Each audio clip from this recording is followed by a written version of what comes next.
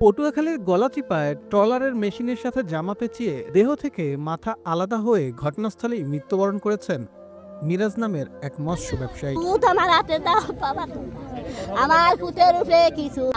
জানা গেছে গলাচিপা উপজেলার রতনদী তালতলী ইউনিয়নের উলানিয়া বাজার সংলগ্ন আবাসন এলাকায় এই দুর্ঘটনা ঘটে।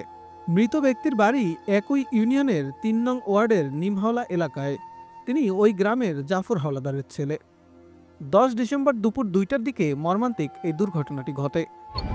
ব্যক্তি মিরাজ এবং তার সহযোগী ব্যবসায়ী হাসান শিকদার, তারা উভয়ে এই চর থেকে মাছ কিনে এনে আমাদের উলানিয়া বাজারে বিক্রি করে। আজকে মাছ বিক্রি করে বাড়ি ফেরার পথে এই উলানিয়া লঞ্চ ঘাটের এখানে তার ট্রলারে হয়তোবা আমরা অনুমান করতেছি যান্ত্রিক কোনো ত্রুটি অথবা নিচে পানি পরিষ্কার করতে গেলে তার শরীরে থাকা পোশাক, এই কাপড় চোপড়, এটা মেশিনের শ্যাপের সাথে প্যাঁচ লেগে সে ওখানেই নিহত হয়েছে এবং তার দেহ থেকে মাথাটা বিচ্ছিন্ন হয়ে গেছে।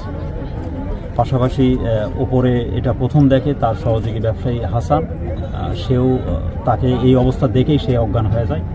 আমরা ভিকটিম মৃত মিরাজকে উদ্ধার করেছি, আর তার সহযোগী ব্যবসায়ী হাসান, সেও প্রাথমিক চিকিৎসার জন্য তাকে হসপিটালে প্রেরণ করা হয়েছে। এই ঘটনায় একই এলাকার আলম শিকদারের ছেলে হাসান শিকদার নামে আরও এক যুবক গুরুতর আহত হয়েছেন।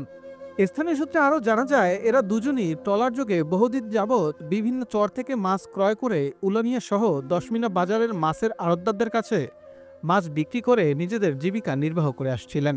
মেসার্স সারা মোটরস, এখানে সকল ধরনের ব্যাটারি পাইকারি ও খুচরা বিক্রয় করা হয়। আমাদের ঠিকানা মৎস্য ভবনের বিপরীতে সিএনবি রোড, বরিশাল।